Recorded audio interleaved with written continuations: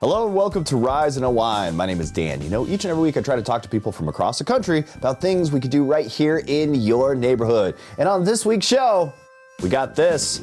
If you put yourself in the boots of a firefighter, you know, they've been working through pretty tough terrain. They've probably gotten 1 or 2 hours of sleep.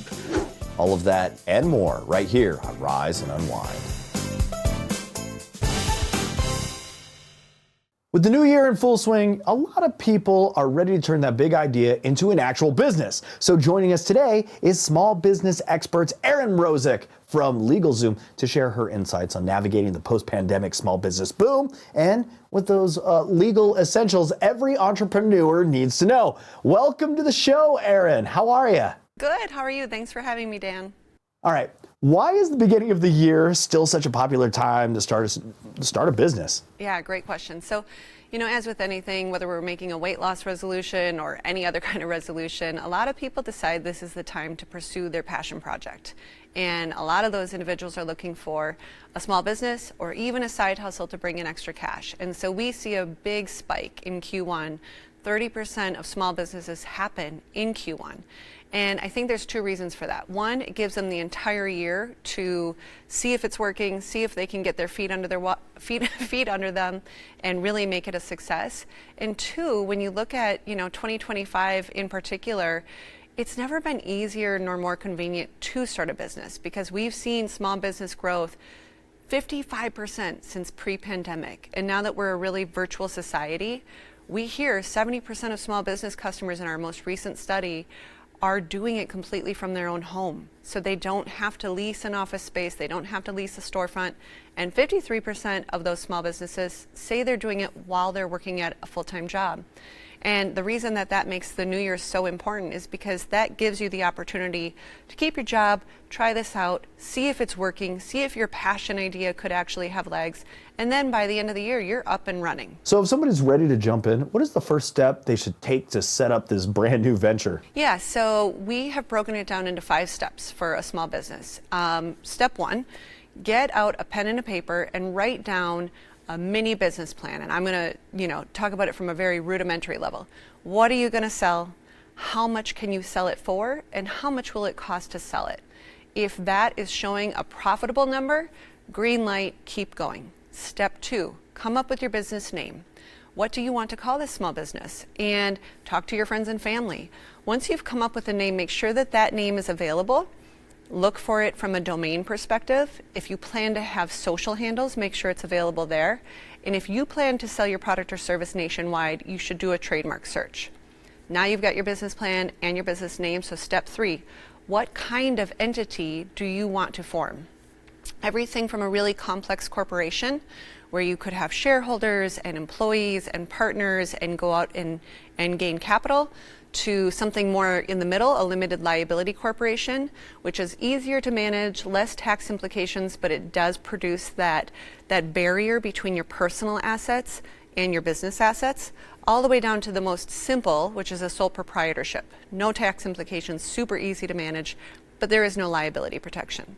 So once you've decided what entity type is right for you, go online, fill out the paperwork, and form your business. Step 5, you are official, you have a business, but you have to make sure it's compliant.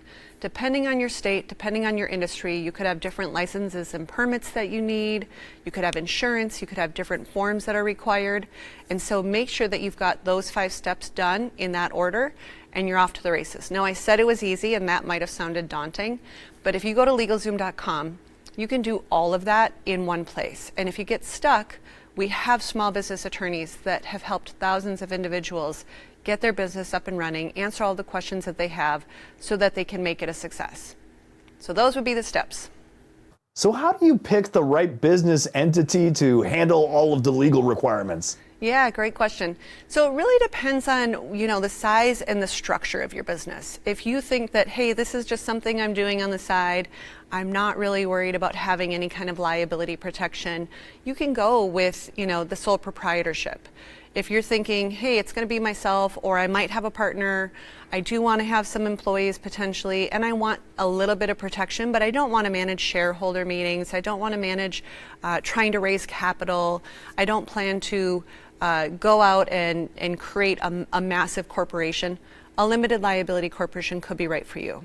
If you see this as becoming, a national company, something where you might want it to be really large, a corporation might be right for you. Now, if you're stuck and you start with one or the other and you want to change, at any point you can do an amendment and you can go in and change that. But if you're not sure, like I said, LegalZoom has attorneys that can help you figure this out and answer all of those questions for you. For anyone wanting more information or help, where should they get started? Visit LegalZoom.com and you will be up and running in no time. Thanks for joining us, Erin. Thank you for having me. Have a good year. Have you ever felt that we are so divided as a nation that simple conversations could get heated extremely fast? On January 21st, many communities observed a National Day of Racial Healing. Even though that date is past, the idea of bringing people together is still a year-round commitment. So joining me now is Carlos Rangel, investment officer at the W.K. Kellogg Foundation. He's here to share how Floridians and people across the country can keep bridging these divides. Carlos, welcome to the show, my friend. How are you? Dan, very good to be with you today. Thanks so much for having me. Okay, so what is the National Day of Racial Healing, and what happened around the country and in Florida what can we do to kind of continue celebrating that spirit? Yes, so the celebration is a continuation of Dr. Martin Luther King's vision for the U.S., where everyone considered the table as an equal. So we came together on the 21st for the 9th year in a row to celebrate that we could have a dialogue and learn about each other and celebrate the things that we've experienced as individuals and get together. We had 2 events in Florida, over 250 around the country, where people had this opportunity to tell their story and hear the stories of others. Okay, I know this is a big question, but how do you think we could overcome division when so many Americans struggle to communicate with one another and try to find that common ground? Absolutely, and it is such an important part of our human experience. So we believe, and there's a methodology that's been developed, that it is about sharing our own story, our own truth in a way that can be received by others, and then also sitting in curiosity with an open mind to listen with empathy to the story of others so we can understand what their journey has been, especially as we talk about complex things as race and discrimination and racism and how have people been affected by that. And that dialogue, what we found, is helps build this relationship based on trust. And that's where we can move forward. So how is the W.K. Kellogg Foundation working to bridge that political, racial, and ethnic divide? Yes, the foundation has founded in 1930, has always had helping children and creating the conditions where they can thrive as the centerpiece of its work. What we've done here with the National Day of Racial Healing is created a website, dayofracialhealing.org, where people can find conversation guides, action kits, where they can make a difference within their families, at their kids' school, at their employers, within their community, and even the places where they worship. How can we have these conversations in a constructive, healing way to bring us together? And can you share some of the examples and how you've seen racial healing work in real communities? Yes. So we can talk about the city of Flint, Michigan, where there was a water crisis that was caused by lead that was in the pipes that were in that city's infrastructure that led to a situation where kids were getting lead poisoning. And the city had to figure out how can they respond to the situation in a way. They had communities that spoke Spanish, and at the beginning they didn't think about creating a response plan that reached out to communities that did not speak English. Those lessons and the racial healing conversations that happened afterwards let them respond to COVID in a way that supported all of the citizens of Flint, Michigan.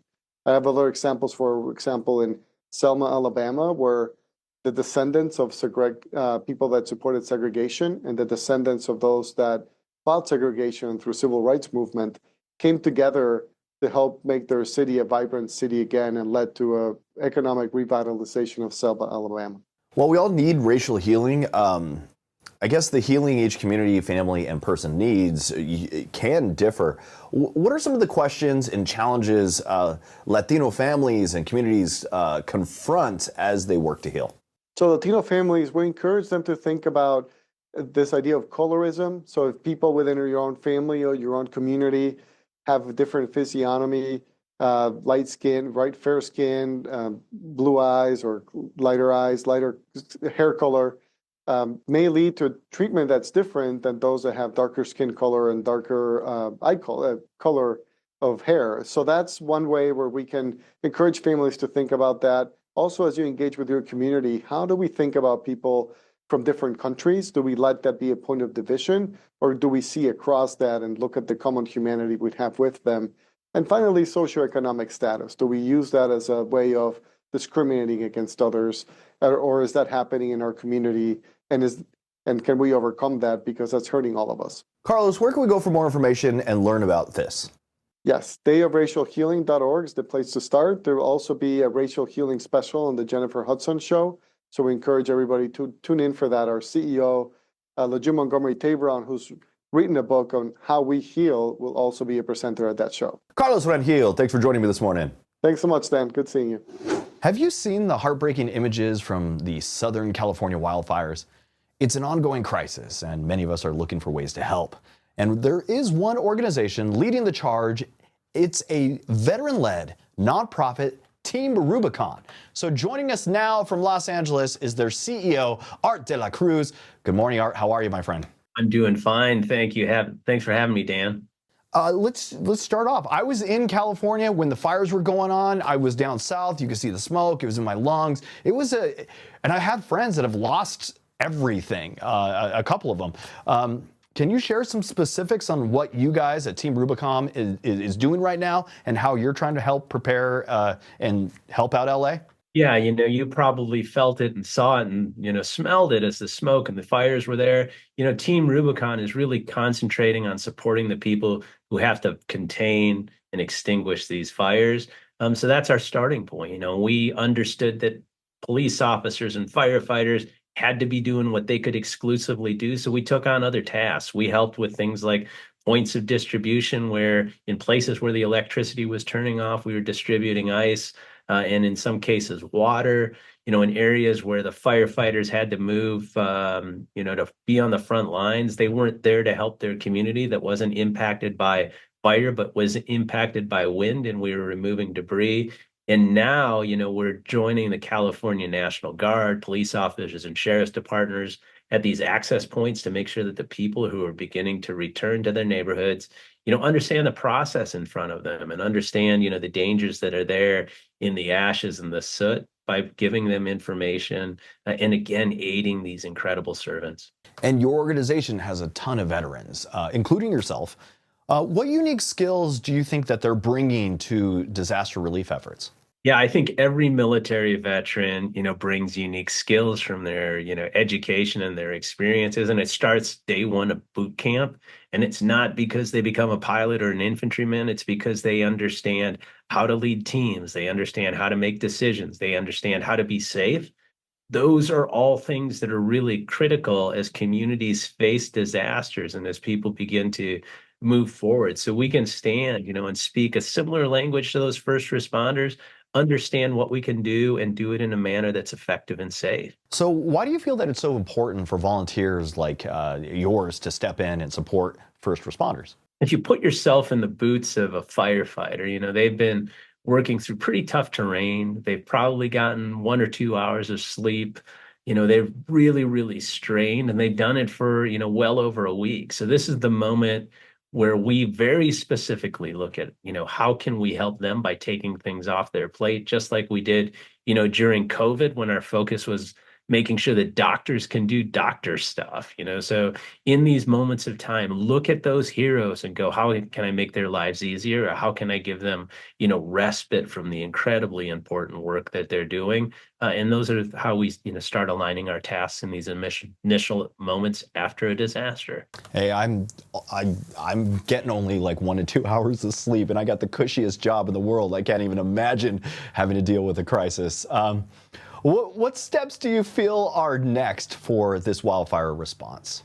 We have a general idea of, next steps. Some of them are actually preparing for the next disaster. These burn scar areas are prone to mudslides. So we're in discussions about, sandbagging, because we know February is the month of rain. in Los Angeles.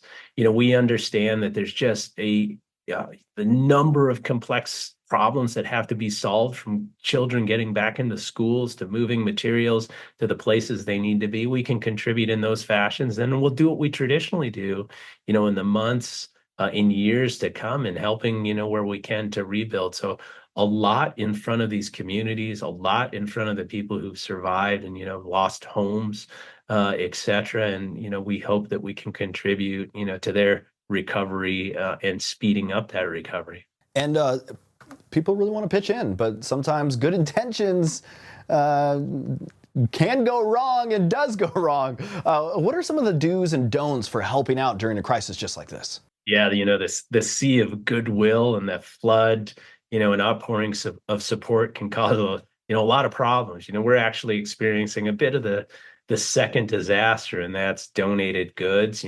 Someone's going to have to sort through these shirts and shoes and clothing, when it could have been a cash contribution. So for people out there who are doing what they're supposed to, which is helping their neighbor, cash is king. Your time and your energy, if you're willing to volunteer, are really, really amazing. And finding right organizations to donate to, if you go to trusa.org, you'll find opportunities to ensure that, even if you're not in the disaster area, that you can contribute to that recovery or prepare people to respond in the next disaster. One more time, where can our viewers go to get involved, offer support, and share some love with Team Rubicon? TeamRubiconUSA.org is one. And I'd ask you take a look at that, not just from donating and volunteering, but also for making your own preparations for the hazard that might be there, from fires to hurricanes. Let's all be ready so we're not a part of the next disaster. Art de la Cruz, you truly are a hero. Thanks for joining us this morning. Thanks for having me. Between the headlines and the heated debates these days, it's easy to wonder if, democracy is still working for everyone. That's really hard to say. Our guest today, Brad Rourke from the Kettering Foundation and Dr. Ellen Maese from Gallup, have teamed up on a bipartisan project called Democracy for All. And they're here to kind of share about why it matters right now. Welcome to the show, Brad and Dr. Maese. How are you? Fantastic, Dan. Thanks for having us. Thanks, all. Let's start with you, Brad. What is Democracy for All project, and why is this moment so important for it? Well, people's satisfaction with democracy is at a critically low point right now. It's been getting that way for decades and decades, and people disagree about why that is. We think there really is no better time than right now to be asking the kinds of questions that we want to ask in this research, which is to get at everyday Americans' daily lives and their deep-rooted understandings and how that affects how they feel about the democracy that we share. So we want to get at people's hopes, frustrations, sense of opportunity, and their sense of community and how that affects how they feel about democracy. So how does the traditional idea of democracy different than what people think it is today? Yeah, democracy has really been evolving and growing on the planet for centuries. We're talking here about how is it that people feel about the democracy that they experience right now. So we're trying to get beyond textbook definitions of democracy, which traditionally have been gotten at through questions like, how do you feel about the Supreme Court, or how do you feel about the institution of Congress? And we think it's time to ask a different set of questions that get at everyday Americans' hopes and dreams. Questions like, how included do I feel in democracy? Is my voice heard, and does it matter? Am I treated fairly? If I have a problem, will my community step forward? If there's a storm, will people rescue me? We want to know really how the answers to those kinds of questions affect how people feel about the shared democracy that we all play a part in. And Dr. Maese, can you tell us about the key elements of your survey and what you hope it might reveal? Look, I think we've all heard a lot of talk about our democracy for the past few years, really. And we're certainly not the first to try to do research on this topic, but this work is very different from a lot of what's out there. First of all, as Mr. Rourke mentioned, this survey is about how people feel about democracy. but it's also our opportunity as researchers to make sure that we're including all voices in conversations about democracy, that we're hearing from Americans from all walks of life, all over the country. And that's a really big question right now, is whose voices and whose opinions have been heard and traditionally included in conversations about democracy. We think we can do better. It's also our opportunity to develop a way to track the evolution of our democracy for the years to come. We'll be using annual measurements to keep a pulse on what's going on in this country, figure out where we're making meaningful improvements in our democracy, or if there's new emerging challenges, how can we get ahead of those and address those to really keep democracy strong and thriving? So what insights are you both hoping to uncover that can help strengthen democracy for everyone? Well, there's a lot of work to be done in this country, obviously, and we think we need to make that work count by giving us a platform to stand on. We need a better understanding and sense of why Americans are discontented and disconnected with their democracy. We need to dig into their everyday experiences, their values, their fears. All those things play into how they think and feel about democracy right now. We also know there's a lot of different opinions about what's not working. So where do those differences exist? And who's feeling left out right now? There are Americans out there that think they are just not valued or taken seriously in this country. Who are those people, and how can we understand their experiences and make them feel included as part of our democracy? Where can we find shared experiences and points of unity that can really bring people together and be a rallying point to strengthen our democracy and build a sense of not only trust, but a sense of belonging in American democracy? And finally, where can people go for more information and learn more about this study? People can go to gallup.com/democracy to learn more. We'll be releasing more information as the research goes, but we'll be releasing a major report in the fall, and we hope kickstarting a national conversation about what it means. Thank you two for joining me this morning. Thanks so much. Thank you all. I think it's time to send out a SOS. All right, let the music play, because we're about to hit the rink right here, right now. And it feels like the gift of Christmas came early. And if this sounds like me, then you know we're geared up for some serious competition. I might even pour a little cider and Hennessy to toast what's about to go down. So we're entering the battlefield of skating, where it's like 1990 forever. And just for you, we've got not one, not two, but 3 incredible judges from Roller Jam. Are you ready for the roll call? First up, we have the legend himself, the roller skating OG from Venice Beach, Terrell Ferguson, Grammy Award-winning artist Jordan Sparks, and my absolute favorite guest, and this is serious, I can't help but interview him at least once a year, the iconic Johnny Weir. How are you 3? That intro. That was the best intro ever. Warmed the cockles of my heart. With Yes, goodness my me. face hurts from smiling so big. That Love was- songs to Jordan Sparks. Hennessy and cider. yes, that's my Christmas album. He got everything in there. Yeah. Thank you. I tried. I got a little prepared this week. And also, I did bring my skates. And in honor of Johnny, I got a tiara up right there. Boom. This is my legit tiara, too. So let's get into this. Roller Jam. It seems like a blast. How do you guys compare some of the other massive stages you've been on? And what surprised you most about this new roller skating world? Jordan? Yes. Man, well, okay, so it's a lot of fun to be able to do this job. Honestly, I don't know if I could call it a job, because we had so much fun.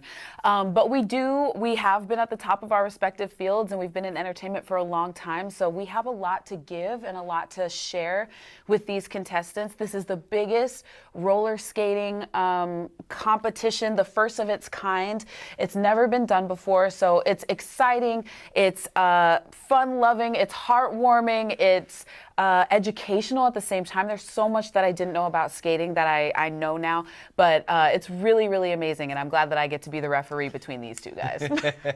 All right. Johnny, you've mastered the ice. Now you're working on the roller rink. What's the biggest challenge for these skaters when it comes to impressing you as a judge? Well, my experience as a performer was at the highest of highs for any athlete at the Olympic Games, performing in sold-out arenas all over the world. So I was looking for the crews to kind of step out of just performing in their local rink and going big. I mean, there's $150,000 of prize money on the line, plus $10,000 that goes to their local rink. So they had to bring it and be better than they ever have in their lives. So I was looking for that. I was looking for the choreography, the emotion, the movement, the expression of each individual crew. We skated through the eras, 60s until now, musically, and we had different guest judges. Like, there was just a lot going on, and I wanted to make sure that they were able to give the best of themselves. But I very much was like Mama Bear on the panel. Sassy Pants over there with his technical critiques was definitely the sassy one. I am not the sassy one. I am the coach. I'm the Phil Jackson, because they were phenomenal athletes.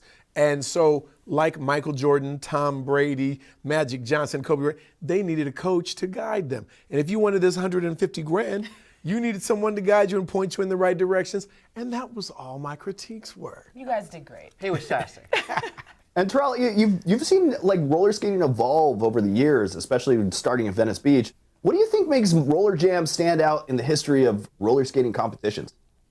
Well, because it's the first. I mean, you have to stand out when you're the first. It's literally the first of its kind national skate competition that's been televised. And we have two great networks, Max and Magnolia, that are really giving it the push and the pampering and the love that it deserves, and bringing out, to me, what's one of the greatest sports ever. I mean, I thought I was going to be an NBA basketball player when I was young, but being 6 feet, skating worked out much better. And I'm taller in skates. Yeah. And I really like how they organize this. You guys all have unique backgrounds in performing and competition. What's it like watching these skate teams create their own routines? Do you guys ever see yourself in their passion, their creativity? Yes, I mean, I definitely think we all can relate. We do the same thing. I mean, especially Johnny, he's had to do, well, and you as well, actually. All of us. I haven't had to come up with choreography. I play around and stuff like that, but I haven't had to do that. Huh? You got a wiggle? I know, I got a little something. But, you know, it's different when you take somebody from their comfort zone, right? Their local rink or Venice Beach or wherever they, you know, feel the safest performing, and then you bring them in front of lights, cameras, judges, different types of taping. There's just and a live audience. Like, there's just it's a whole other ball game in that way. And I feel like with my competition background on Idol, I feel like I was really able to relate to the contestants, being able to stand next to them and go, look, I've been in your shoes. And if you get a no, that is not the end of your career or the end of your journey. That you just pivot. So there can only be one winner in shows like this, and it was really beautiful to watch the camaraderie that they all had, because even though skating, it can be an individual sport, it can be a crew sport, there's a huge community across the country, and they all support each other, and we really wanted that to come through on this show as well. It's a feel-good competition show. You don't step away feeling overly tense. You know that whoever's going to win is a well-deserving crew. Yeah. You were super compassionate, too. Thank you. I appreciate that. When I made them cry, she picked them up. Thank you three for hanging out with me this morning. You really made my day. To catch all the action and see which team rolls their way to victory, make sure to tune in to Roller Jam. It's streaming on Max with new episodes every Thursday, so you better not miss it. Jordan, Johnny, Terrell, love you all. Thank you. Thank you so much. Thank you made my day too. I'm gonna have to. I need that intro for the rest of my life now. Thank you. Thank you, Dan. You're welcome. Thank you. And that's it for Rise and Unwind. I want to thank you for tuning in and checking out the show. And until next week, that was Rise and Unwind.